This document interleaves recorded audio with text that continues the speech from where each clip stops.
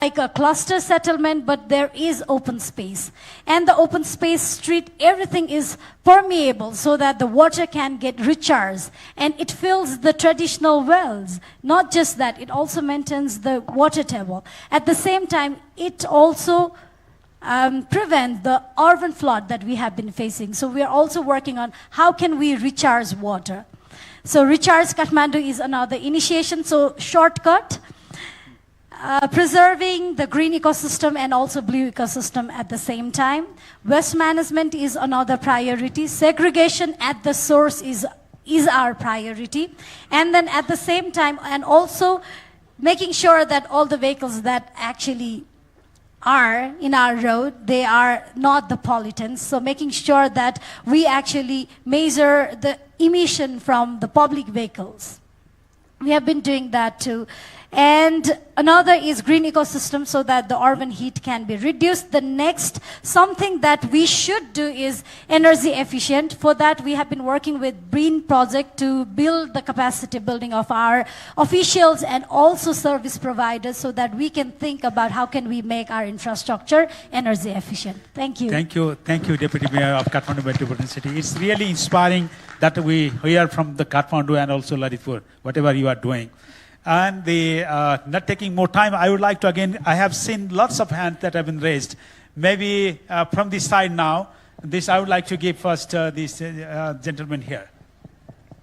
Yes, please. All right, thank you very much. Rich Brubaker. So just very quickly, I've been in Asia for 30 years, and I would just say it's great to see that we talk about challenges, but we're also on the right path. We've seen a lot of development, a lot of movement going forward, and actually there's a lot of lessons to be learned from other cities. So I guess my question would be, how much do you look to other, Southeast Asian nations or even to China to what they've done in their cities? They face a lot of the same issues. They've made a lot of progress on green infrastructure, funding in resource-limited areas, and also within kind of institutional awareness, like how can you learn from each other? If there's one thing I'd ask for you to consider is how can you also work with what I call mission-driven entrepreneurs. I've met with about 15 local Nepalese who are trying to deliver clean technology, clean transportation, clean food. It's domestic IP. How can you work with them better? How can you create an ecosystem that brings them into your procurement systems as well? I think that's one thing that I really look at within Southeast Asia a lot is the role of the youth to also be innovators and to deliver solutions. So kind of two questions. How do you work with other cities, and then how do you work with your innovators? Thank you. Yeah? Yes. Okay, I'm Chiang Gongzhang from Eastmode. So I want to raise up about the air pollution problem. So I know that 1 month ago, so everybody is talking about air pollution, but because now it's raining and the air pollution is gone, so people don't talk about it. But I want to again to promote the air pollution things. Because I think when we talk about sustainable cities and communities, air pollution is really related to everything, right? It's related to energy, clean energy and human health and traffic and industrial. So I want to say that, so when we talk about sustainable cities, so we're better to make a goal. So this goal could be like to address air pollution problems. So when we make the determination and everything should go to realize this goal, and then we can make it better. So we know that Eastmode is happy to working across border region things, and we are also happy to work because I learned about this valley is at 3 cities, so this is kind of like trans-city problem. So my question is, when we address this problem, I know there's a lot of different components, like people's awareness and technologies and also finances. So what is the most difficult part? And we're looking forward to see that city governors should think about this problem and also work with all the stakeholders to initiate this action. Thank you. Thank you. Yeah, gentleman there, the back. Thank you. Because we are in the press of the time, so please. I am Rishi Pandey, Pokhara University. Yeah. Geographer in urban environmental manager as well. Actually, my question as a local government representative or leader of the local government, mayor of Lalitpur and deputy mayor of Kathmandu. Actually, first I want to talk about conceptual misleading information about sustainability. cities are cultural landscape. That's why they can never be sustainable.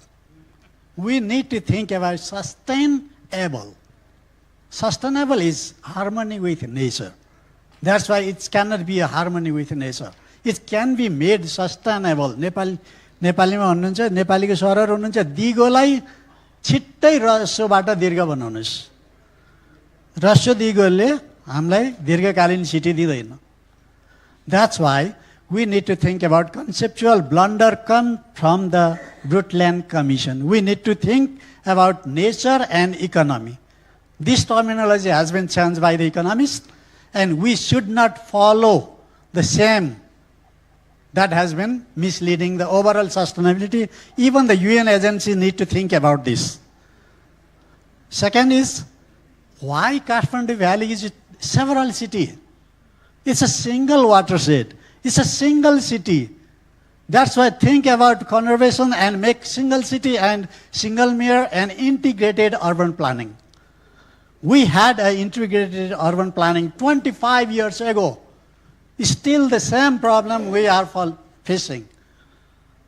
I was one of the team members in Kathmandu Valley mapping program, and there was an integrated urban planning. But that has not been implemented, and still that is the same problem we are facing. That's why we need integrated urban planning to make Kathmandu Valley a sustainable city. Thank you. Thank you. Thank you. I will take just one very short, instead of explanation. Thank you. My name is Nahakul Kesi. I want to take you out from Kathmandu Valley because there are all those mayors are doing quite good, especially Chiribabu. I'm also a resident, but I represent Lumbini province. My question is especially with this Padam ji and Mr. Charan Singh. One is what kind of urban form is envisioned for cities along the Madhya Pahadi Lokmarg or Hulaki Sadak, which could be the compact, polycentric or corridor based? Because we are having a lot of highways, but we don't have a city plan. How we can make it a new city plan so that it should be more sustainable, resilient and inclusive? And second one, this model, this is like a sustainable or environment friendly? Just I want to have to know more about this. Thank you. Thank you. Now the last. Is the time almost in the hour, so we'll be just very short. I'll try to be short. I'm Lal Kesi here, involved in planning policy programming. Yeah, just go ahead. Teacher. Okay. I'm Lal Kesi here, involved in planning policy and programming. Very shortly, we have enough knowledge, information and expertise in planning, designing and implementation of the projects. And in particularly, I want to raise the case like, okay, you have a Kathmandu Valley Development Authority headed by Minister and also headed by Chief Commissioner for in terms of implementation through the Executive Committee. What is happening on those three smart city designed for Kathmandu, Bhaktapur and Lalitpur? They're supposed to be a smart city, and smart means economically, infrastructurally, drainage, communication, energy efficiency and all those things, which I'm not going to elaborate it. The money that you require is not very big. When I see those documents in past few years, it's about 212 billion if I remember, 40 billion and also 18 billion of that one. So this money that you require is a very nominal for a period of 3 to 5 years only, and the total money required for you to implement these projects is only 25 to 30% of what you required, and it is all generated through land pooling system. So I think the model that can be utilized for this is primarily borrow money from Ministry of Finance or Town Development Board, or raise through municipal bond, as Dr. Lohani said, or go through the blended funding, which is could be a combination of grant and loan, or if you cannot do it, pull the private sectors in a hybrid model That means it is a fund that will come from the private sector to the bank, and that will help you to implement the smart city to make it green, clean, and sustainable. Thank you, you. This is given the different question for financing those model. two guys. Thank you so much. Maybe Dr. Yuvraj Khatiraj sir, would you like to say something in regards to especially the financing the cities, very briefly, because we are very limited time, but yeah, maybe okay. Because we started a little bit late, that's why the tree I back thought maybe. I should not be speaking because I am one of the organizers, but having Dr. Loney requested me to speak, I could not deny it. Couple of things. First, you have asked me to talk about urban financing, municipal financing. I think the whole mindset, the whole thinking about the roles of public, private, community, and household sectors have to be redefined. There are many areas where the community has worked very well to keep on financing urban infrastructure. The experience from India, some of the colleagues here, participants have already told, and there are other examples as well. There are some sectors where conventionally it was the public sector which used to finance those, but now it can very much be done with some other instruments like the hybrid system and then the kind of other instruments like developing the bond market. On the bond market issue, perhaps it's good that we have thematic bonds issued for a specific purpose.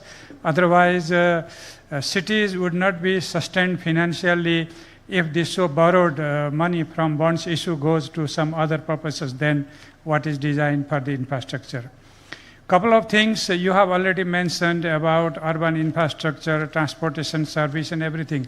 One point that was missing in terms of sustainable cities is the slum upgradation. Mostly urbanized cities are having big problem with slums. How do we can mobilize and pool our resources to upgrade the slums? That is fundamental to make cities sustainable. And that is something to address to avoid the disaster risks associated with settlements. So let's also think about the slums and pooling resources, pooling land and pooling other infrastructures to make slum dwellers also some living beings like families. Otherwise, they are living in a very desperate situation. This is one important aspect. The other is the institutional aspect. Sushilji, you were sometimes as the head of the Town Development Fund. The financial institutions which particularly finance urban development in infrastructure are the ones needed to be expanded to see that they go hands in hand to also support the municipalities in terms of financing their needs in infrastructure. But it's not only about infrastructure, it's about human being, it's about safety, it is about livelihood, it's about jobs and everything. In that, how about road safety? Have you been able to discuss road safety issues properly? This is one important thing. And the other is the jobs market. We are going away from agriculture and shifting to urban areas, just the process of urbanization, and then how do we create jobs in the cities, particularly in the services sector, and make those services sustainable? And Charanjit, there comes the role of the financing institutions, green financing institutions. The central banks are having their directives issued in terms of financing every credit to be green. So let's see also that there is no greenwash coming in this process. In the pretext of green financing, you might be financing anything. It should not be the case. That should be truly audited by some international agency. And Dr. Loney, if you have some idea, I haven't seen any such institution to really accredit that this kind of financing is really a green financing. Otherwise, it could simply be greenwashing. Let's stop that. Thank you. Thank you, Dr. Khatioda. It's very inspiring, the message that you have given and some of the area that we have to think of, more about. Thank you so much. I'm not taking more time because we are almost the final issue of the timing. So I would like to, from here, just within 1 minute maybe, that you will be giving your response. I think most of the things that have come up as a suggestions, yeah, instead of queries are like that. So you respond and whoever that is from Padamji now. Yeah, from, yeah. Thank you. Thank you. Within 1 minute, what I can actually explain is 3 major issues are coming up in audience. Number 1 is greening infrastructure, which is actually an evolving science. So we have to work together on that. And smart city, government has already passed the smart city indicators now. Based on 4 pillars: the people, infrastructure, economy, and the governance. So we are going to evaluate on that. That is just that's not the smart city that Mr. Casey is saying, but these are the areas in which we can look at the areas in which smartness is gaining or reducing, or where we have to actually invest on. The third one is more like attracting the issues on planning unit, whether we plan for administrative region, administrative boundary, or country, or something like that, because this climate change has opened a different thing, you know. Based on watershed, I think Kathmandu watershed could be a one planning unit, even if there are many administrative units all the way. But if we think in a larger things, then we can find out this the planning unit as a watershed as a planning unit. Then we can cover many things, and this could be a transboundary or the supranational level, or even in the continent, because we have to think of that. The real resiliency goes on that way, and that should affect a kind of settlement pattern in that watershed as well, so that the land use, land risk sensitiveness, risk informedness for settlement could work together on that. I agree on the government. So, but investment things for a smart city could be discussed in different area and different forum. so it actually could happen with the Ministry of Finance and all like that. We don't have more time on that. Thank you very much, Praise. Deputy Mayor, KMC, maybe 1 minute. Yeah. Is it working? Huh? Hello. Thank you so much. Let me summarize some of the queries, and also thank you for the feedbacks. Talking about the sister cities or cities that we are collaborating, and also how we are working with entrepreneurs, I would still say that there is so much to do in terms of the city's relationship and also promoting entrepreneurs and procurement system. I have to say, it's not in a favor of innovation and creativity. Sorry to say that. So we really need to work on that. And the next is there's so many issues and also feedbacks that we have achieved or received today. Thank you for that. Talking about the last highlights, I would say, is actually it's very important to collaborate with vertical and also horizontal stakeholders with different international to national governments, but at the same time it's also important that we collaborate with horizontal stakeholders to actually fight the climate battle. And at the same time, the worst is yet to come, and we don't know how it will look like. So for that, we are not ready. We really need to work on preparedness. It's not just local government, it's actually collaboration, cooperation, and coexistence. And at the end, what I would highlight is we have Guti system, the social organization structure, and we need to bring the issue to the root. That means how can we bring Guti people and make them sensitized towards the climate issue itself. Thank you. Thank you. Now, Charan Singh ji, maybe you can highlight very short. Thank you very much. Yeah. Thank you very much. I think some important points that were raised, I just would like to mention. In 50s, we developed Chandigarh, a very sustainable city, and that's doing very well. Right now, Government of India, we are developing Greater Noida, another very sustainable city. You're welcome to see it. As far as air pollution is concerned, we had a very big issue about 5 years back.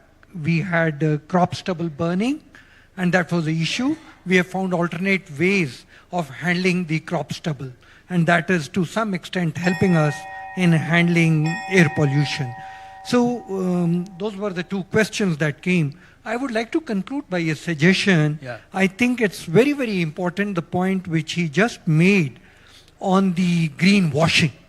And therefore, I think we need to have in the region shared financing mechanism, which should become part of, like the European Green Deal in that region. I think we need Himalayan countries come together and have something in the local area regional climate agreement, where dialogue should play a role and financing should play a very important role so that we can avoid greenwashing. Thank you very much. Thank you, Dr. Charan Singh. Now the Mayor, let it Okay. go. Yeah, 1 minute. Thank you for the opportunity again. One thing I just forgot to tell you last time, that we are going to operate electric shuttle buses in Patan Darbar Square. Okay, that is going to happen very soon, because we are going to get cooperation from the provincial government. Okay, so the next thing is we have obtained quite a big piece of land from Army Lagankhel.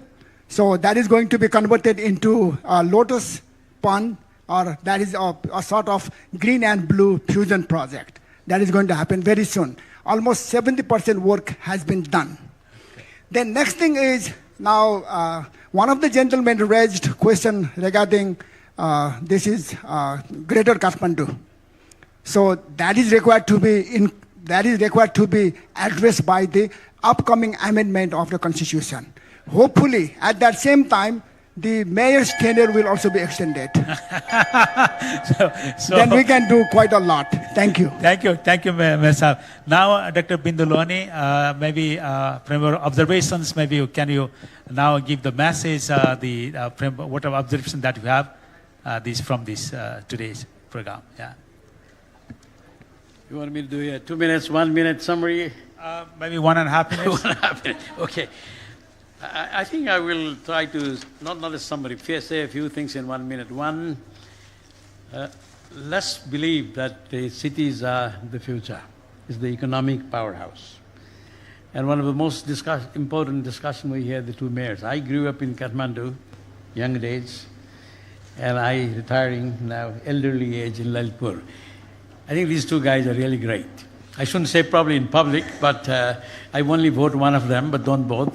But nonetheless, in my opinion, they are really trying their best. You may have your own constraint, you may have your own difficulty, but trying the best. I would like to, just to summarize this kind of say, three cities do contribute significantly to the climate change. We have to agree. So we must also make sure that our cities, we will make climate friendly. We need that commitment. Commitment is needed, do everything. We also know that based on the science, etc., IPCC, cities will have impact. Even this flood that we had of 2000 will happen again, maybe more intense. So I would suggest that please start assessing the damages done by climate change, prove it, and maybe, like what we had in the earlier session, start thinking of getting economic losses and damage money. I think we haven't done that. Think about really ensuring that somebody will pay for the damage, and such monies are available at the moment. I would also think that all the Patan Kathmandus are very close. They need to coordinate their policy. I think, one vehicle, if you say, this vehicle cannot come here, it doesn't work. You have to coordinate your waste management, you have to coordinate all policies and really practices, think as one region, one city, two cities with one thing. You can't have different kind of policy. I also believe that the emphasis on technology adoption is very limited. We have to have a mindset that if something is so good, people have done in the world, adopt it shamelessly. If something is so good, we need to adapt it, adapt it. If it's so outdated what we're doing, dump it, leapfrog it. I think the mindset for technology adoption and moving forward, it hasn't happened enough in my opinion, based on what I see in the Asia Pacific. And our ability capacity building. Although we may say we know everything, we don't know enough, but we can learn from the best practices. As someone said, let's share knowledge. There are forums where mayors meet, like I go to the Yokohama, you go sometimes, the Asian Smart Cities Coalition. Mayors come in, they change their ideas. We have to, if something is good, take it. Take it. I think this knowledge sharing is important. Just feeling that what I know is the best is, to me, as I'm a researcher, is not all. I don't know enough. I'm learning every day. So in short, we really think cities, the younger people would like to live in cities forever. No young children that I've talked to who are studying today would like to be a farmer in the traditional sense. And why not, if they can become like us or even better? So cities should provide, as Dr. Katiwara says, create jobs for all these people, for all kind of things. So in summary, I think thank you, moderator, the cities of the future. Let's make even a beautiful city, smart, clean, green, technologically savvy, etc., etc. But let us, it is doable. Thank you. Thank you, Dr. Bindulwani.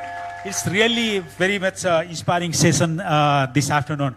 The participants have also been engaged very much. And then because I don't have many time, and then Dr. Bindulwani, you have also made my sort of the conclusion very easy. Actually, the conclusion, I think some of the messages that we have taken from this session is that we have to go for the integrated planning, considering the DRR and the climate change is one of the measures of the component and the planning. Also, while having the governance, we also have to think about this climate change into action. And the financing also, there should be the framework where different alternative financing can also be considered for the cities to think about the future, not only in the present generation, but also for the future generations.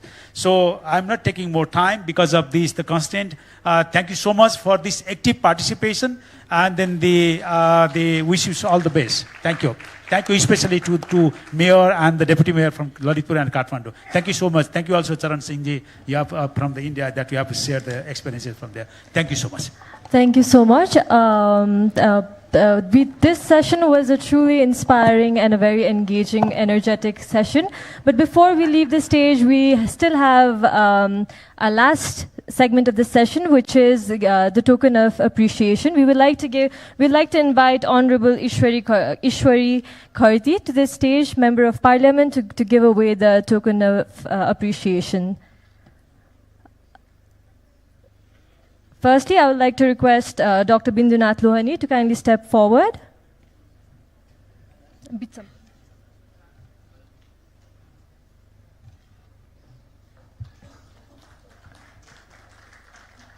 Thank you. Secondly, I would like to request Dr. Sushil Gewali to step forward.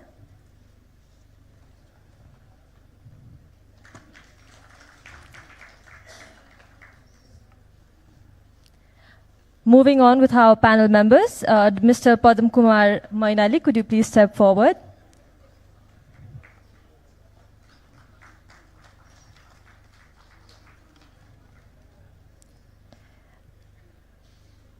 Mr. Chiri Babu Maharjan, could you kindly please step forward?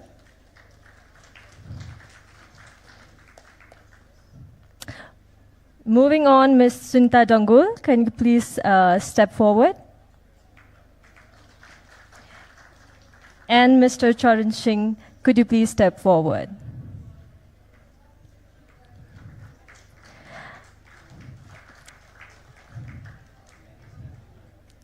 Thank you all for your invaluable insights. And before we leave the stage, we would like to request a group photo with the whole panel members.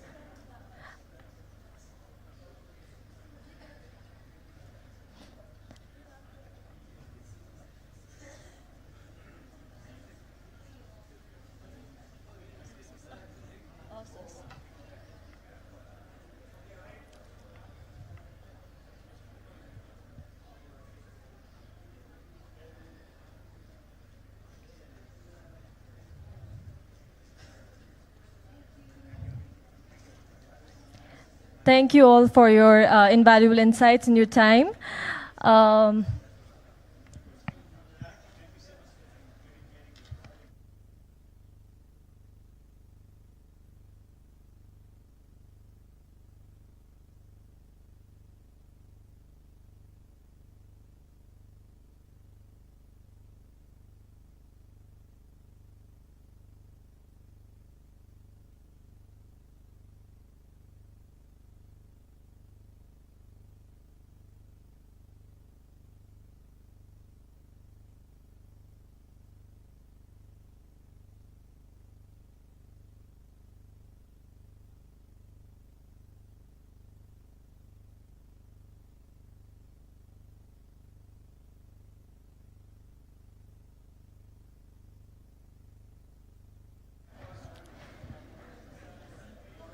since we have already overlapped with the next panel session, therefore, without any further ado, I would like to introduce other panel. But before that, I would like to request everyone to be seated. Attention, everybody.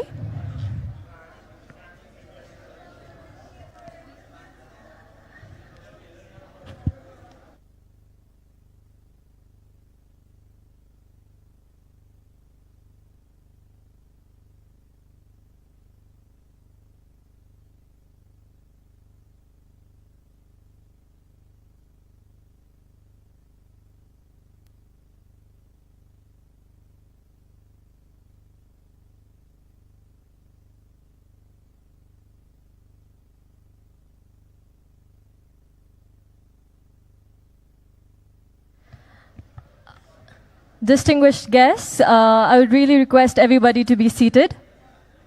As we're already far behind schedule and already we need to start our next panel, my humble request again to the volunteers to kindly escort the participants back to their seats.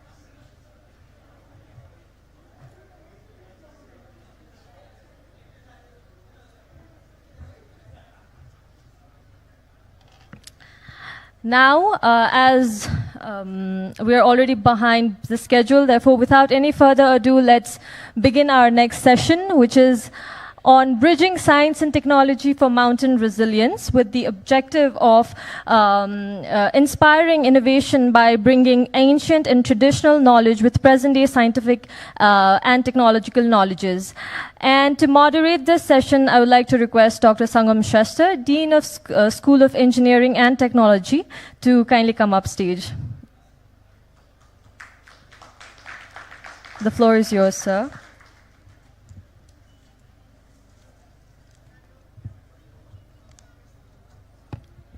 Thank you very much. Good afternoon, Excellencies, distinguished participants. It's my honor to moderate this parallel session on bridging science and technology for mountain resilience as the first edition of this Sagarmatha Sambad.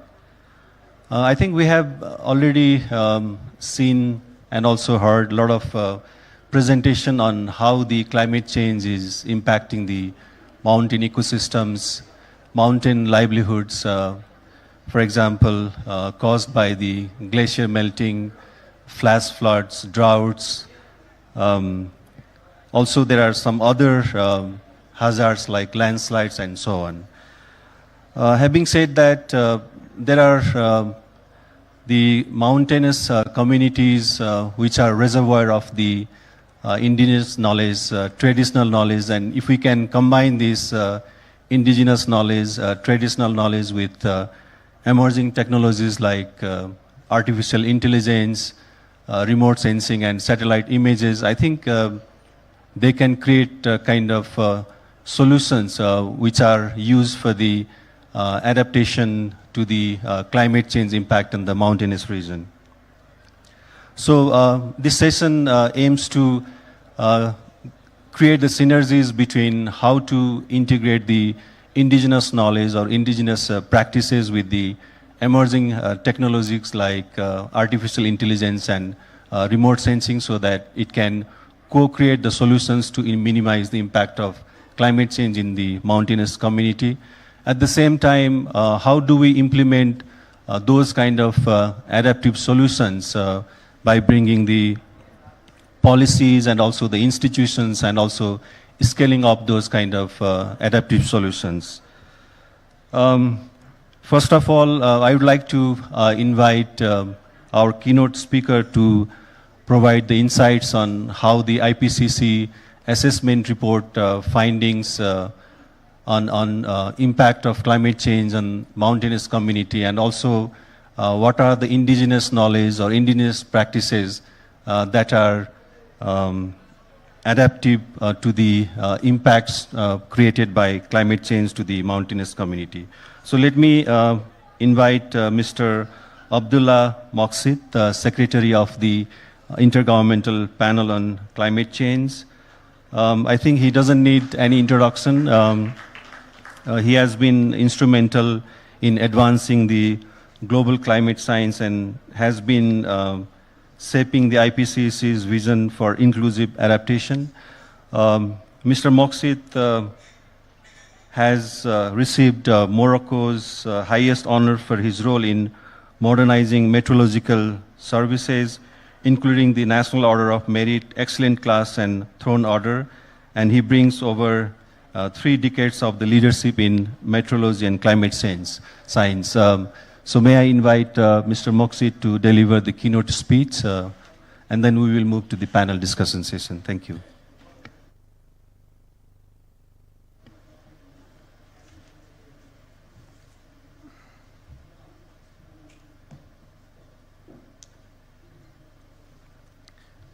Thank you very much, dear moderator. So, first of all, on behalf of IPCC, I want really to thank the government of Nepal for this timely and vital events. And also I want to thank and congratulate the organizers for the facility and smoothness of this event and also the conceptualization of this event. But let me start already by asking the room, even if it is a little bit empty, who are the people involved in IPCC as author or bureau member or reviewer? Please raise your hand. Even the secretariat people. So I think you saw that quickly they raised their hand quickly. They are proud to be in the family of IPCC. One objective of my statement, my presentation, is at the end of my presentation, all of you, all of the Romanian, will be happy to be involved in IPCC work. So this is my objective of this presentation. So further, I prepared the presentation, and let me highlight to you that IPCC, when it was established in 1998 by the World Meteorological Organization and United Nations ONE program, it was established with the objective and the role to assess the research, not to do research, but to transform the voice of science to the policymaker. And this is, we can see in this slide, all the cycle, all the assessment by IPCC, and how they were really critical input for UNFCCC. But also, I want to highlight that the assessment from IPCC are common belonging between scientists and governments. The summary for policymakers, which is document about 30 to 40 pages, it is approved line by line by the panel, by governments. Of course, scientists are providing this draft to be approved, and governments are approving it line by line. At the end, it is a product from scientists, but selected and approved by governments. So this is something we should highlight, and this is why I am forced to use some, when I am reading, I should read all this paragraph word by word to be really honest with governments. So the first slide says that science is clear, and climate change is already affecting every region on our planet, including this region. The scientific evidence is unequivocal. Climate change is a threat to human well-being and the health of the planet. Any further delay is in concerted global action will miss the brief, rapidly closing window to secure livable future. The time for action is now, unless there are immediate and deep emission reduction across all sectors. 1.5 degrees C is beyond reach. Our choices will reverberate for hundreds, even thousands of years. This is word by word was agreed. And let me highlight that when our chair, the former chair, presented the outcome for 6th cycle, he came with 3 key words. The first word was warning.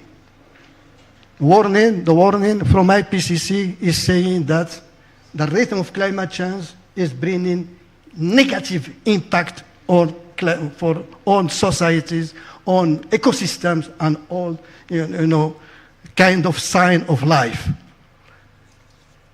It says also,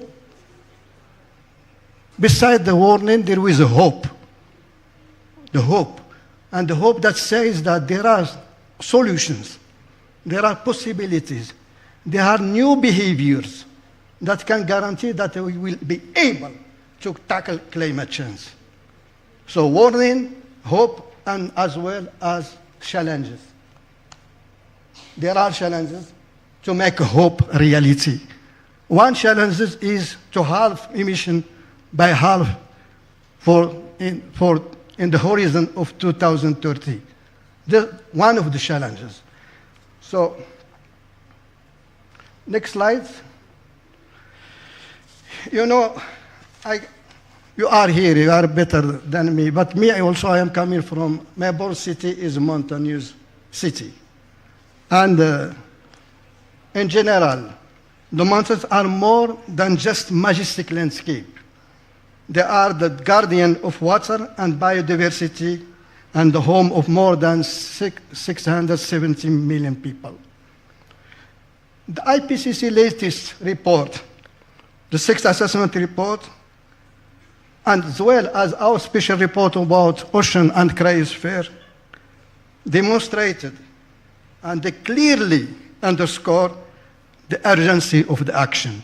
So I think there is no discussion about the urgency of action. So I think, and this is the other slide. The other slide says that, and this is very interesting, I want really to draw your attention that it is not about just glacier melting or any, let's say, collapse in ice. It is about their linkages with biodiversity. And also, not only this, it is also their linkages even by sign of economies. If you have melting ices, the mountains will lose their attractivity for tourism. They also can lose their possibility to produce in agriculture and so on. And they are connected to also any economical sector. So this is the kind of thing we should pay attention. So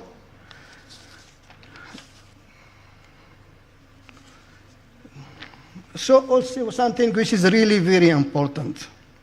And this is something I was really happy to follow many parallel side events. Mountains are also connected to extreme events.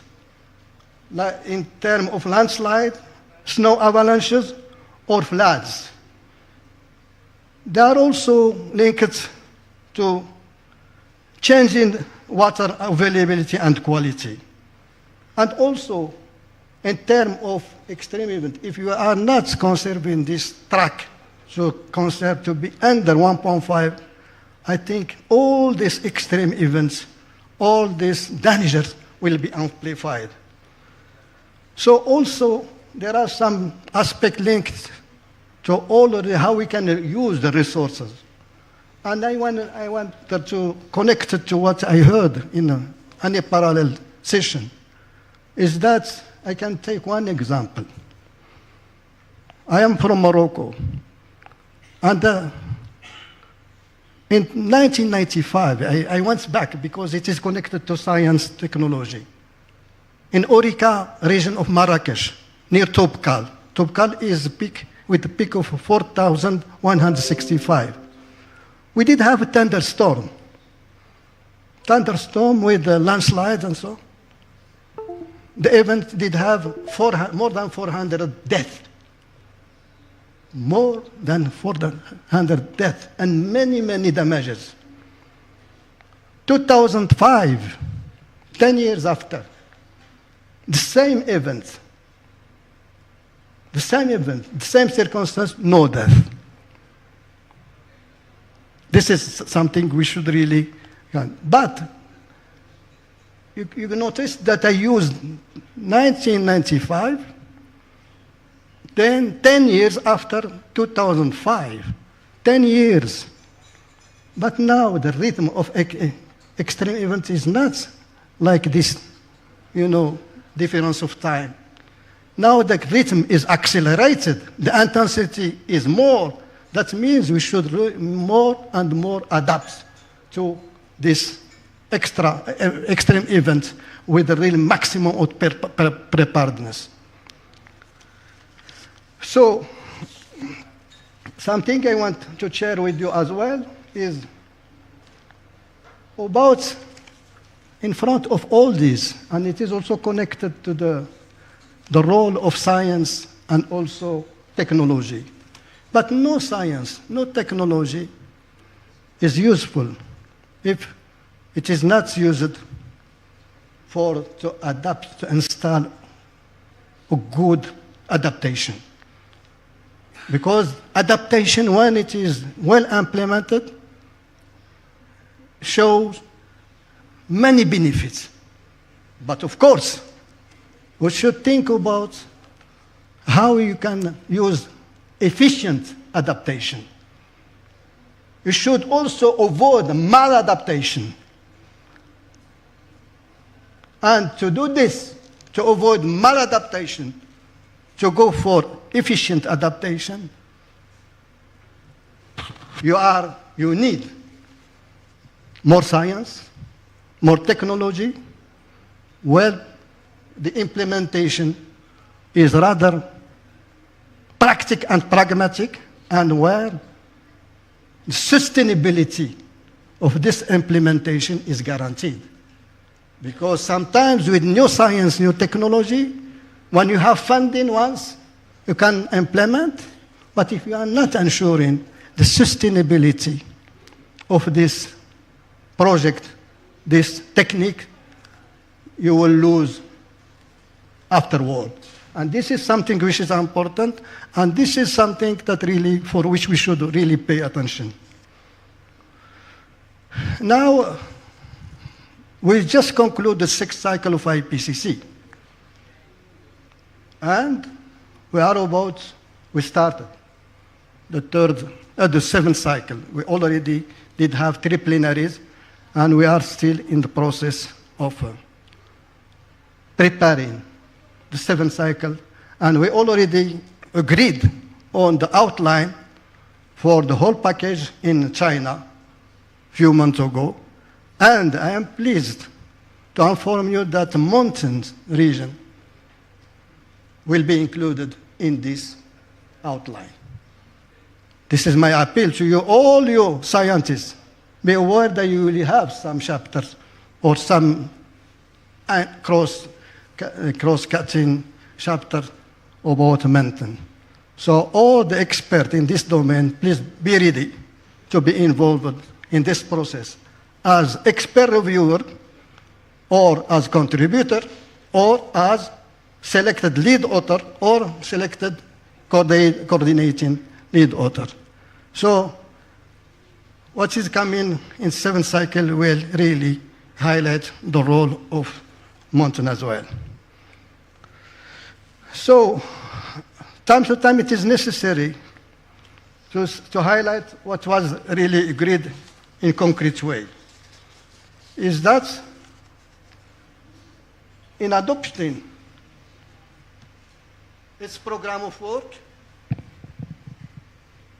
I should read. I told you I should read word by word because I know that even there are some delegations who are really keen to. I can read word by word paragraph of IPCC. In adopting its program of work, the IPCC emphasized that the seventh assessment cycle will be robust, comprehensive, accurate, inclusive, and use diverse literature and knowledge sources, including drawing on indigenous people knowledge and local community knowledge. This is, I want really, because it is connected to indigenous people, local knowledge, and this is something we are paying attention for. What it means? That means, first of all success stories related to local knowledge should be incorporated in our 7 assessment cycle. And my appeal also to you for any contribution when you are playing any role in IPCC to provide those comments that you should not forget any local knowledge, any possibility that can improve the quality of our 7 cycle. It should be inclusive, but it should be not only solution-oriented, but it should be also implementation, solution-oriented report. This is our objective. So the evidence is clear. The time of action is now.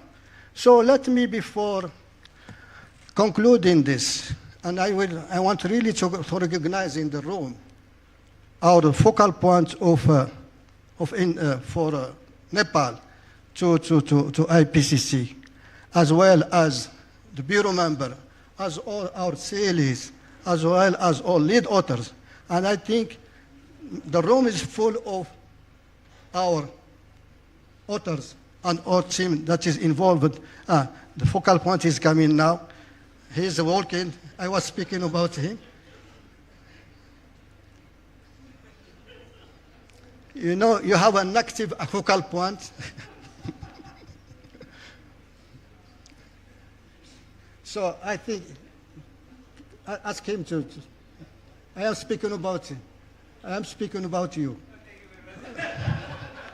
So I think he is the man, and for any nomination, any process, please be sure that connecting, having his contact, this will really create a sort of possibility for all the experts in your country and even to be involved in IPCC process.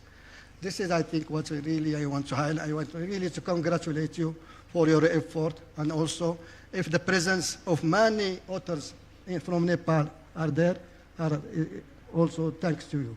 And so I want also to recognize that we have also Bureau members who are really doing an extra job, and I think this is something we should highlight for the example of Nepal. So also by concluding, also I want really to highlight to you that it is time of, and this is connected to all these events. It is time we attend many parallel events today and yesterday, and all of them are speaking about extreme events. They are also speaking about cities. But let me highlight 2 things. Now it is time of vigilance. We are speaking about vigilance in general, but it is time to install climate vigilance. And as the vigilance is built on a triptych, first, to be vigilant, you should have the best information system. To be vigilant, you should have the capacity of reaction. To be vigilant, you should have the capacity of prevention. It is like, you know that military commando are the one like this. We need to transform each one as climate technical commando. This is one. Second thing is, we attended a session about managing the risk, and Simon, and also the process how we manage all the crises. Now we are in time when we need to transform risk management in knowledge risk management. Why? Because in 60s, in last cycle, we were dealing with crisis management. Why? Because we did have the capacity to react. Then we started discussing about risk management. Why? We needed a sort of time to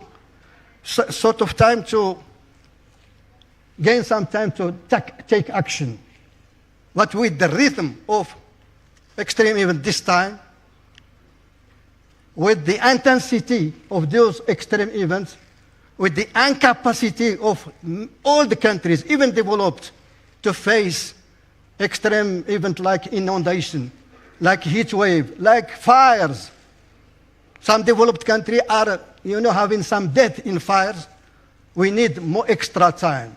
This is why we introduced this knowledge risk management, in order to have enough time in advance. The last thing, and it is also connected to your session, and it was my case.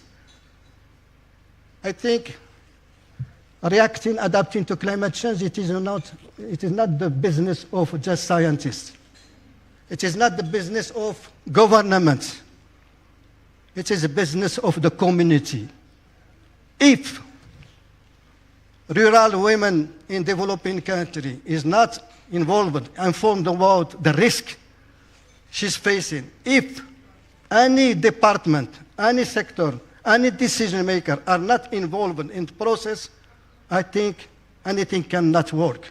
And this is why I think the inclusivity is there, the seamless and the integrated approach is there, and now we should really look for all the elements that can offer the possibility to be transformed as a climate commando, and also to install the vigilance. Once again, I want all of you to be aware and to visit our website in IPCC. There is enough information. And also, I want you to come an IPCC family member by just being an expert reviewer or being author, contributor, and why not to be lead author as well as coordination lead author. And you have many demonstrations in this room, and thank you very much for your attention.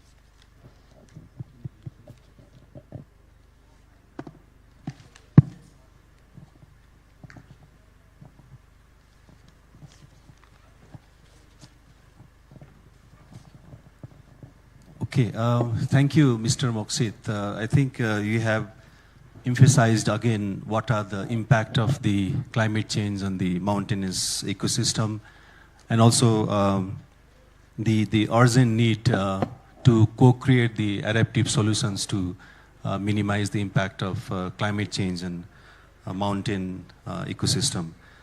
At the same time, it is also good to know that IPCC seventh assessment report will incorporate this mountain topic in the report. So probably in this room, maybe a lot of experts, they can contribute to the IPCC seventh assessment report. Now I would like to go for the panel discussion session, and I would like to invite our esteemed panelists. We have 4 panelists. I would like to invite Dr. Viva Dhawan. She is the Director General of the Energy Resource Institute, and she also served as a Vice Chancellor of Terry School of Advanced Studies, and she has tremendous experience of working in the biotechnology, precision agriculture, and so on. So it's an honor to have you, Dr. Viva Dhawan. The next esteemed panelist is Dr. Madhav Karki. So I would like to invite Madhav Karki in the dais. Dr. Madhav Karki is former advisor to the former Prime Minister of Nepal, and also recently he served as the chief advisor to the Minister of Environment and also the climate change. He has wealth of experience working on the biodiversity issues, natural resources management, and sustainable development. Next, I would like to invite Dr. Stephen Snyder-Burr, the head of the GLOMOS United Nations University. GLOMOS stands for Global Mountain Safeguard Research Programs of the United Nations University, and he brings a wealth of experience on the analysis, assessment, management of risk and impacts to climate and natural hazards in mountainous regions worldwide. And next distinguished panelist is Professor Klaus Huback. He is the professor in the University of Groningen, and he is also visiting professor at the University of Maryland, and his research models interactions between human and environmental systems with over 200 peer-reviewed publications on climate change, irrigation, land use, and sustainability. So with this, I would like to proceed for the questions to the panelists. Actually, I planned for the 2 rounds of panel discussion, but I have been getting several warnings that we must finish this session by 4:30. So I'll try my best to wrap up by 4:30, but let me start with round 1, which is more focused on the how do we synergize between the emerging technology and also the indigenous knowledge, local practices to enhance the adaptation in the mountainous communities. So first, I would like to ask Dr. Viva Dhawan. Actually, she has been working in the biotechnology and precision agriculture for several decades, and I think you have vast experience on how do we connect this, the emerging technologies like biotechnology, precision agriculture, and also the regenerative agriculture now with the indigenous knowledge and indigenous practices, especially in the South Asian region. So I want to start from here, please. Yeah. Thank you so much. And in fact, yesterday also there was one session on food. One of the problems with, if we look at, and we always say that traditional foods were much better nutritionally, we talk about use of millets and local varieties which were far more resilient to climate change than the varieties which we are using today. Now, what is the challenge before us? And that is that we are too many, the population. The other is the way the climate is changing. We really have to act very fast in terms of developing new varieties. Now, therefore, what we are looking at, that there are 2 sets of things. One is, or the challenges, one is that we must meet nutritional needs. We must conserve the biodiversity. What is the importance of biodiversity? Let's first discuss on that. Biodiversity basically is the varieties, or rather center of origin of those varieties was where lots and lots of varieties still exist. That is basically a gene pool. And that is where the resilience is going to come from. What are we doing typically in plant breeding? We take one plant which has 90% of the characters that you require, and maybe 10% are the undesirable kind of things. You breed it with another variety, and that is how you incorporate. Now, there is a possibility, because in these last so many years, we exactly know which gene is conferring what character. And therefore, rather than getting into back-crossing and years of testing in the field, can we think of incorporating that gene directly into plant? The other is, which is more common and not many questions asked, is gene editing. Can we get rid of those sequences in the plant genome that we don't require? For example, you have excellent variety, but it contains couple of amino acids which are not good for human health. So you want to knock them out. So that is what is possible through biotechnology. Now let's come to the other challenge, because see, earlier water we never even thought. We thought we have a common aquifer, wrong policies in terms of water pricing, and agriculture is a very sensitive subject for any government. You want the food to be made available to masses at an affordable price, and therefore we also give lots and lots of subsidies on fertilizer or water. Electricity in my country in many states is free if it is being used for agriculture. But then it is misused as well. So the areas which are not suited for a particular crop, for example paddy, we keep on extracting more and more water. And what is becoming a problem, especially in the Himalayan states, is also that the heavy metals, they start coming up. And also let's look at the subsidies on fertilizers. Like we give in India, we give almost 90% subsidy on urea. It's a huge burden on the government, but then it is being misused by the farmer. We broadcast, we don't even use urea applicators so that it is made available to the plant in the root zone. And then we face climate change because part of the urea, nitrogen part of it is getting converted into nitrous oxide, and quite a bit, almost 80% of it, it pollutes your aquifers and your water remains no more potable. Now, what is the solutions? And we do have solutions, and that is what we say, like precision agriculture, can our farmers afford? They, in a way, if the government subsidy is shifted from urea to precision agriculture, and you look into have a sort of 5-10 year time frame, then you recover the cost as well. And let's also count health. The other is that if you go for precision agriculture, along with the new technologies, emerging technologies, you have data when it's going to rain. So how much of water should be given to the plant in the week before the rain starts, or a day before? If it's going to rain tomorrow, why should I water my plants today? And give them as much water that is absorbed by the root. And so you save on water. And third technology, which I personally feel is going to be extremely important for mountainous region, because many of those areas are organic, but they cannot get their crop certified because there is runoff from the other farm, and they have small land holdings. So over there it is that, look at it, technologies like nano fertilizer. Your requirement of the fertilizer is reduced almost to 10%, so no more government subsidies, so government should look into that. And you spray nano fertilizer directly on the leaf. So nothing goes to the air, nothing goes to water. So it's the cleanest technology if you really want to control climate change. And let's also look into, because something which is neglected in agriculture is also our animals and methane production from them.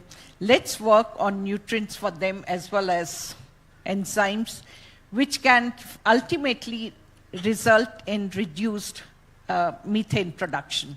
And even things like algae, if you grow them in seawater or otherwise wastewater, it cleans the water as well as it captures carbon dioxide, and it gives you the nutrients for cattle feed.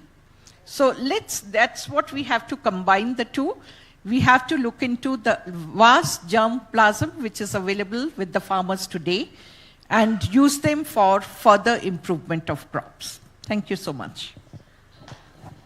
Yeah, thank you, Dr. Viva. I think you mentioned about not only the, how do we integrate these indigenous technologies with the emerging technologies, but also, what should be the policies and other mechanism we should follow. Yeah, thank you very much. So now I would like to move to Dr. Madhav Karki.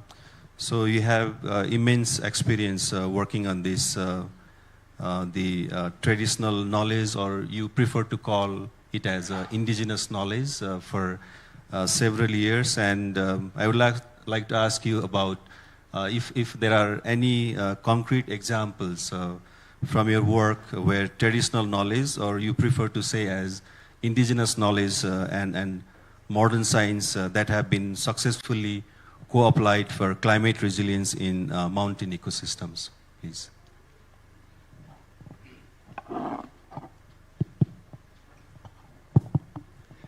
Thank you, Dr. Srestha,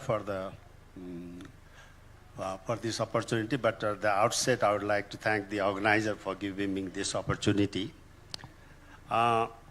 We are in the session of mountain resilience.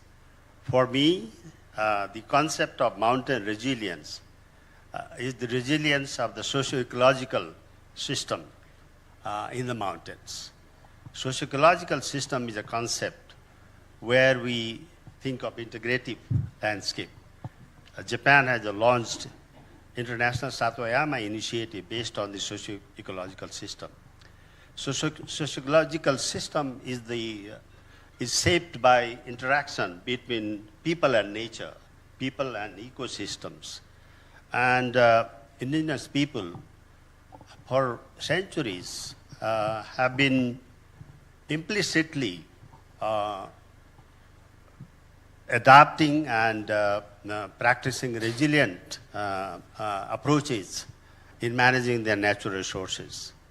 In Nepal, actually, we have many case studies in forest management, in pasture management, in water management, in suspension bridges, in settlements. But I would like to share one that stands out among all others. Many my Nepalese colleagues must have heard Argeli irrigation system, which is located in Palpa districts of Nepal. Actually, Argeli irrigation system is a university in local water management. It's so rich. Argeli irrigation system actually started 450, nearly 5 centuries ago. The trigger was that the king started a temple in Redi, and that temple needed rice. So the people had to grow rice.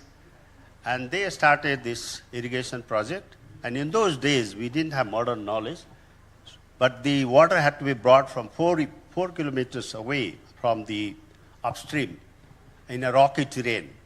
So the indigenous people, they use knowledge, which is really amazing, by digging canal, by also constructing tunnels, and then bringing the water to grow rice. That traditional wisdom still is utilized in managing this irrigation system, which is still sustainable, which is resilient. This is actually a testament to the ability of our local communities, how a sustainable and equitable and resilient water management system can be maintained. If you visit, it's really, really amazing. I mean, very, very rich in knowledge. But I would like to say that how they are becoming adaptive. So they started with one canal because the needs was very small, and then water sources were not a problem. But as the water demand started growing, they added, in Nepali they call Jeti, Maili, Saili, Kanchi canals. So we have 4 canals. And then once you bring water, there is always water allocation issue that everyone should be given equitable, all the settlement. So they divided this Pani Sacho, water key, so that Pani is distributed equally. And then it has to be maintained. So they call it Kulara or Pani Karaune, which means that every year before the monsoon begins, everyone has to go and contribute in maintaining the canal. This canal is still, this irrigation system is maintained, and local communities are involved, and the governance, local communities have not given to the government. When they needed this modern knowledge, because it was, as the water sources were drying, it took 5 hours from source to the command area or to the rice field to travel for the water to travel. So they use the modern technology like cement lining of the canal, using iron rods to strengthen the canals, and all the irrigation management technologies which exist now. And what it took about 5 hours for the water to traverse, now it takes 65 minutes. So this is really, I would say, an excellent blend of traditional knowledge and modern knowledge, and more important, as they say, in the current challenges which they are also facing, the climate change challenges, wherein the water sources are drying, they are managing these challenges by becoming more efficient, by improving their governance, by also changing and adapting their cropping practices, their farming practices. So I would say, because I don't have much time, but I would like to say that this provides you that indigenous knowledge. If you build your system on the traditional wisdom, indigenous, and these days I'm very happy that IPCC General Secretary mentioned that the 7th cycle report will have a very strong presence of indigenous and local knowledge.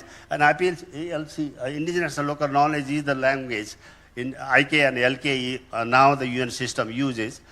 So I'm very happy, and you can see here that both indigenous and local knowledge or traditional knowledge are very much integrated with modern knowledge, and the system is made resilient. I will stop here. Yeah, thank you, Dr. Madhav. I think that's a very good example of how the indigenous knowledge or indigenous practices are existing, and you gave a good example of the irrigation systems for Nepal. Probably that can be integrated with the emerging technologies and probably scale up as adaptive solutions to the climate change in mountainous region. One second. And this is documented here. It's published by government of Nepal with support from the ADB. Thank you. Then I would like to move to Dr. Stephen. We talked about the indigenous knowledge and also the practices. But at the same time, I think we require lots of data and information for the impact assessment, and also create the adaptive solutions to minimize the impact on the mountainous region. And one of the issues, I think, in the several other parallel sessions also, it was highlighted that data is always limited. We don't have enough data. We don't have the reliable data. So from your experience working in this GLOMOS program of United Nations universities, how can these emerging technologies like remote sensing and spatial data tools be made more accessible and useful to the mountainous communities, please? Yeah, thank you, Professor Shrestha. And I'm really honored to be able to talk here. Good afternoon, everybody. And I tried to say something that has not been said during the many other panels we had before, which is not easy. Yes, so we have lots of new technologies, and they are frequently and continuously improving for new data provision, better data provision through remote sensing, for example, and producing lots of spatial data at many different scales. So the technologies are permanently improving, and we have lots of data around. We have lots of data that would be very helpful for the management of social ecological systems, so really covering all parts of the mountain systems we are looking at. In my background, it's mainly about climate risk management and governance.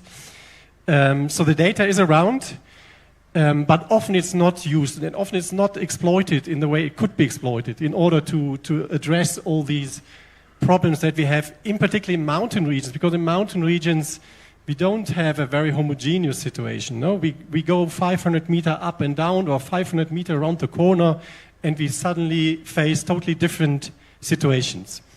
So, but there are many of these data sets are around, but they are not used appropriately. So I try to summarize some points why I think, or what I think could be done in order to change that.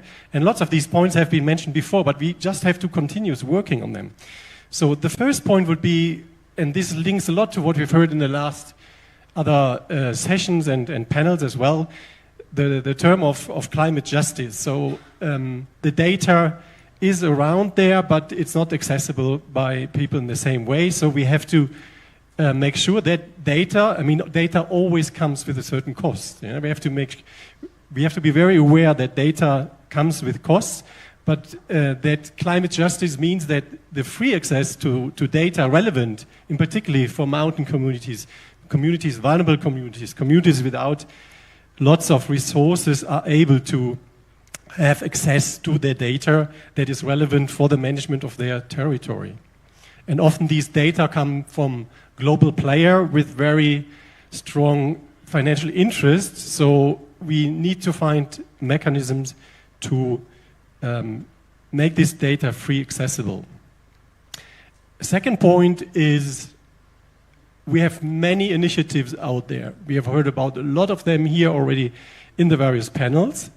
And for those of you who go to different conferences dealing with scientific topics, you will see lots of initiatives, programs, platforms that provide data, but we need a better coordination of those different platforms and sources, cooperation and coordination of those data sources to be more efficient in using the resources that we have, and also to ease the user in to having access to this data. The third point would be capacity development and education. It is very complex. The arising and upcoming scientific tools, they have always been very scientific and complex, but increasingly so. Though I don't know how many of us have an idea what really artificial intelligence means. So imagine all of us, we have difficulties to understand that, or most of us. So to be able to explain to stakeholders, decision makers in mountain communities what tools and data sets exist and what they mean, this is a part of the capacity development that is urgently needed. And then we have to distinguish a little bit between the target groups. We do not have to explain everything in detail to everybody, but we have to raise awareness of what's around, and we have to train specific people in also be able to use and really exploit and analyze the data. The fourth point would be the digital gap that we also have heard already today before. So the issue of, again, very mountain-specific problem to be covered with the access to the internet, to have a certain level of digital literacy, to be able to use computers and apps and so on, what's on there, in order to use the tools and the data that is out there. And the very last point that also links a bit more already to the issue of indigenous and local knowledge is that we have to be aware that many of these data sets out there are not context specific. And in order to really take decisions, appropriate decisions at the very local level, we always have to be context specific, and then the indigenous and local knowledge comes into the play. So I stop here for a moment. Yeah, thank you, Professor Stefan. I think you highlighted about the availability of data, and at the same time, there is a capacity building need to utilize those data, be it for assessment purpose or also for the creating these adaptive solutions, especially for the mountainous community. So now I would like to move to Professor Klaus. I think Professor Klaus has a lot of experience in using this participatory modeling approach for the creating solutions that integrate the local communities and also the scientific models. So based on your experience with participatory modeling and stakeholder engagement, how can best include stakeholders in such processes, and what is the value of such engagement to co-create adaptive solutions to minimize the climate change impact on the mountainous communities? Thank you. Good afternoon.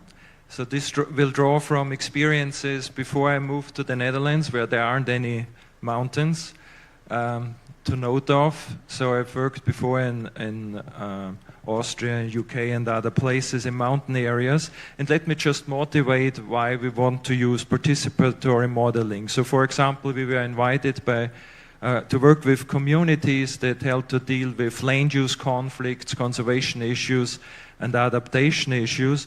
And so in this example that we experienced many times, for example, a moorland owner would stand up and says the best way to manage the land is to burn patches that creates biodiversity, that allows for hunting, and is very good for the local economy.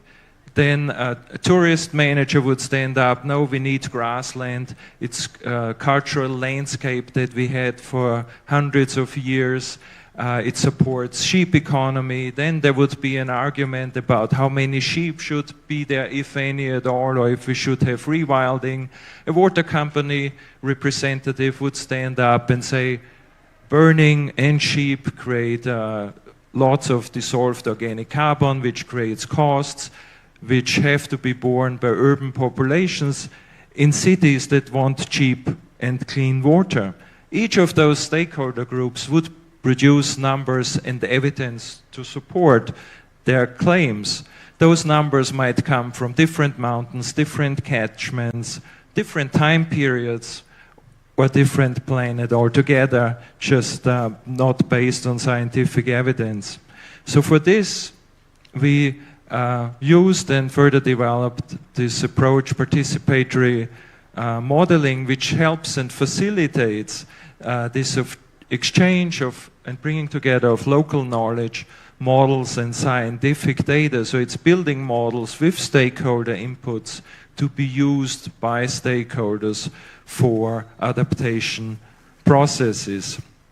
So as the name indicates, it actively involves stakeholders at the local level and combines different types of knowledge as well as indigenous knowledge with models and science to help decision-making in complex socio-ecological systems. Such involvement and frameworks can range from simple providing information, knowledge transfer, to collaborative model building, which we aimed for in our examples, where stakeholders are engaged in the problem definition, in the problem framing, in the priority setting, in the option formulation, and in the model evaluation. So models are co-produced in an iterative social learning process. So what are some of the advantages of this?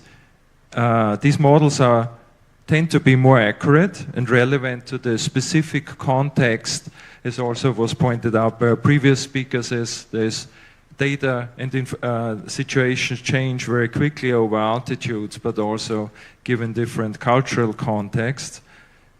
This approach fosters consensus amongst stakeholders and therefore helps build trust, which is very important, and reduces conflicts.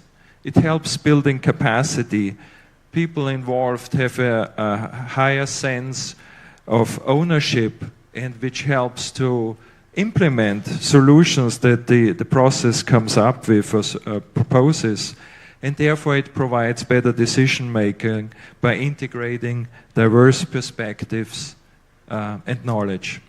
We have been applying this not only in upland areas, but also me personally, for example, in coastal areas, but it has been used all over in different regions around the world. Thank you.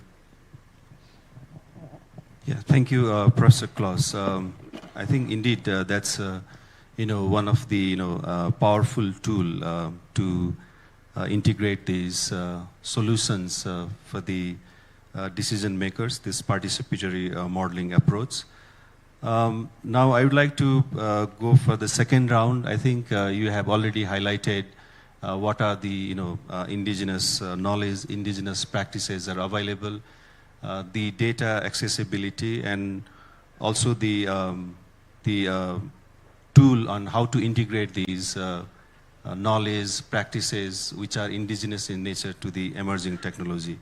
So my questions in second round revolves around what kind of policy, regulations, and also what kind of institutional setups are required for the implementation of these solutions identified, and how we can scale up in the mountainous region. So I would like to come back to Dr. Viva about the policy and institutional challenges you have experienced during these 15 to 20 years of working in this field, biotechnology, precision agriculture, or you would say sustainable agricultural technology, especially in the mountainous community.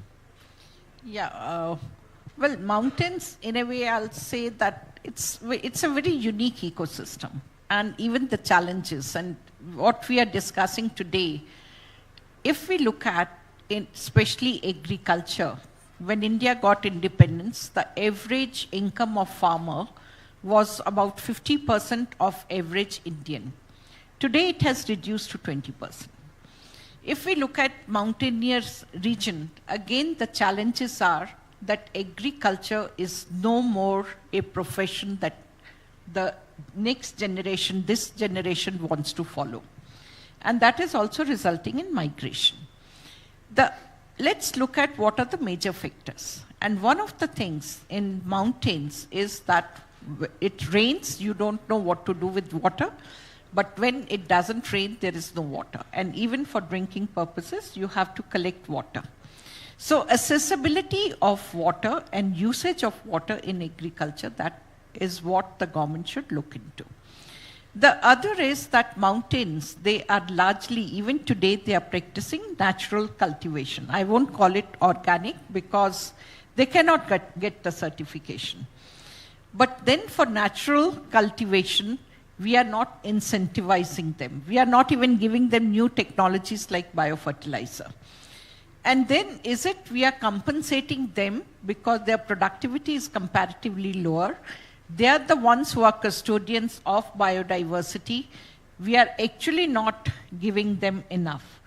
On the policy side, therefore, it is that understand their problems and look into how the water can be provided to them, how the fertilizer can be provided to them, and how their produce, which is naturally produced, should get premium in the market. It can be done, and I'll say where there is a will, there is a way, and I feel very confident that biofertilizer like mycorrhiza, it has a long way to go. And similarly, if we talk about nanofertilizer, it will also help us in distinguishing between a crop which is fertilized versus the crop which is organically produced so that they can get premium in the market. And third thing which I urge to the government, and it's not done anywhere in the world, while we are talking of sustainability in every issue, we are still not talking about sustainably produced crops. And I'm sure there will be market for them. All of us will be willing to pay 10%, 15% extra the moment it is sustainably produced. And last but not the least, where I also see that there is a great hope, and that is with decentralized energy production, because why our mountainous region or our rural India has, rural parts have remained poor is because they were not energy sufficient. Now, of course, there is that all villages are electrified, but then let's also look into decentralized energy production so that they don't remain just producer of food, rather they become entrepreneurs, they process that food so that there is value addition at site. And those products, once they are brought, and really speaking right from the beginning, we should look into what kind of infrastructure should be set up over there, what sort of controls we should bring in so that the quality is maintained, and also help them with marketing. Thank you so much. Yeah, thank you, Dr. Viva. I think, yeah, you highlighted what should be the, the policy instruments from the governments, especially you highlighted the subsidies and other incentives. And at the same time, how these, practices can be scaled up, right? So then I would like to move to Dr. Madhav Karki. I think you mentioned about the indigenous knowledge and practices, especially referring to the irrigation system in Nepal. And if you, recommend the governments to scale it up, what kind of practical steps you will recommend, especially in the Hindu Kush Himalayan region, to take systematically include this indigenous knowledge into national adaptation strategies? Thank you. Building on my previous example, I think to fight climate change, I think we first of all have to think climate change. If you just address climate change, you will not get the resilient solutions. You have to take all the crises together. Now we call polycrisis, or we call triple planetary crisis, or now we are also calling multidimensional environmental crisis. So climate change, to fight climate change, we need to also think of the biodiversity, we need to think of food system, we have to think of pollution. So first of all, I think what I'm talking about is a very integrative and multidimensional system. I am associated with Intergovernmental Science Policy Platform on Biodiversity and Ecosystem Services. It's a UN Biodiversity Panel. I'm the multidisciplinary expert panel member. We recently released 2 reports. These are 2 milestone reports called Nexus Assessment and Nexus among the 4 elements of climate change, biodiversity, food, and health. And then another one is the transformative change, in which I was also involved as a management committee member. Now the findings of those very policy relevant assessment reports is actually building on the reports of IPCC R6 and other reports, global assessment of IPBES and also global environment outlook 6. So based on that and recognizing that as in the Kush Himalayan region, they are rich in biodiversity, but they are also rich in indigenous and local knowledge. So recognizing this and also recognizing that there are 7 principles of resilience building, and these apply to mountain, and at least 4 of those principles, and these principles have they demand integration of indigenous local knowledge. I don't have time to go into those principles, but based on that, and based on the findings of this very science relevant, very policy relevant message, I have 5 points. First of all, positive outcomes for people and nature are feasible if we adopt integrative, holistic, and multiple response options. So your options, while you are responding to water scarcity, you have to also then strengthen your forest ecosystem, you have to also strengthen your infrastructure, and you have to also make your food system resilient. So the first point is the positive outcome is possible, that we can fight these multiple crises. Second, conservation strategies that involve sustainable stewardship, stewardship towards nature, and that is done by IPLC, indigenous people and local communities. So that these indigenous people, they have been coexisting with nature, co-producing nature ecosystem services. So conservation is not possible without involving local communities. That's my second point. And third, inclusive, accountable, and adaptive governance system play a pivotal role. And here, I think the role of government is quite clear, but they have to involve diverse stakeholders, which means indigenous and local communities have to be involved in governance. Actually, I think the addressing climate change and all the other crises is more of a governance issue rather than science issue now. And that's why the governance, I think, is the first thing we need to address. Now, the fourth point is you have to recognize, the government has to recognize, empower, and strengthen indigenous and local knowledge and indigenous people and local community by building their capacity and the institutions. Actually, indigenous knowledge and indigenous and local knowledge does not exist if the indigenous and local institutions do not exist. And actually, the deputy mayor of Kathmandu city very nicely said, the Guti, the indigenous institutions, if you don't strengthen them, you cannot get. It will be very difficult to have a resilient city, the Kathmandu city. And finally, governments are the key enablers. So government has to take the lead. And the government, to take the lead, they have to adopt whole of society, whole of government approaches, which means the inclusive, and it has to be equitable approaches, and they can do it by deploying innovative financial tools, by having enabling policy and regulatory framework. I'll stop there. Thank you. Thank you, Dr. Madhav. That's 5 points recommendations for the governments in the Hindu-Kush Himalayan region. Since we have participants here, before coming back to Professor Klaus and Dr. Stephen, I would like to give opportunity to the participants for a few questions to the panelists. If you have any questions, just be brief and also introduce yourself, and probably you can directly ask questions to the panelists. Yeah, please. I would like to take probably 2 or 3 questions and then move to panelists. Yeah, thank you. Please, Dr. Anil.